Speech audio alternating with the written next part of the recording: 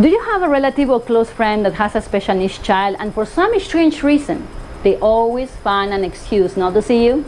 Go to birthday parties, Thanksgiving dinner, or meet you for coffee? Well, then this video is for you, my friend.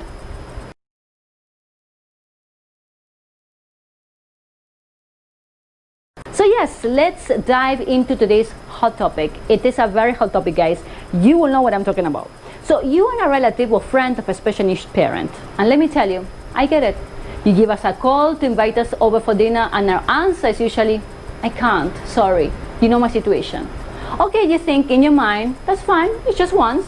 So you invite us back for coffee a month later and the answer is, I can't, sorry, Jason has been having a hard time lately and I have no one to watch him.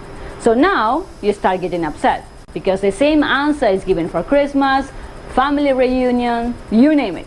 Excuse after excuse after excuse. And you start wondering, how in the world can we be so inconsiderate? Not so? That's what you're thinking about. And rude, of course, because we clearly don't even care about family or friendships anymore. We are really that bad. But let me tell you what is really going on so you can understand a little more. We are trying to cope. Simple as that. And no, please don't tell us you know what it's like, because you don't, and we are not expecting you to know, and we're not blaming you for that.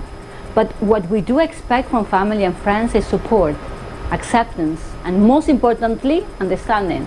That's all. To know that we are raising children who we are taking from one therapist to another in order to improve their quality of life, plus working full-time, or even being unemployed because we have no one to watch after our kids. We may be spending money we don't have and fighting health insurance companies in order to get basic health for our kids. Things that everyone else takes for granted. So I'm sorry if we cannot study a family reunion when there are days that we don't even have the time to use the bathroom or take a shower. Now that is the reality.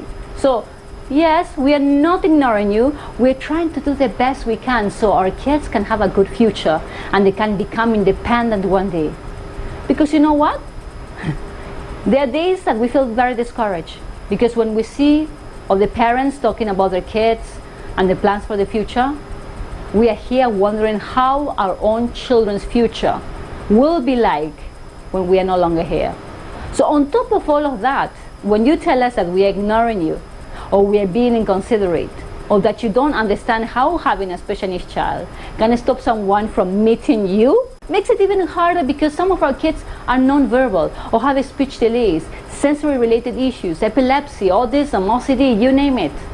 And while everyone is planning their next vacation, we are wondering how in the world we will be able to reach the end of the month without going into debt, or how are we going to afford the kind of therapy they need. There's so much more going on, and that only a parent raising a special needs child knows about. So, if you truly care and want to help, just be there. Don't make us feel guilty if we cannot meet you. Call us and ask us what we need and what can you do to make things easier.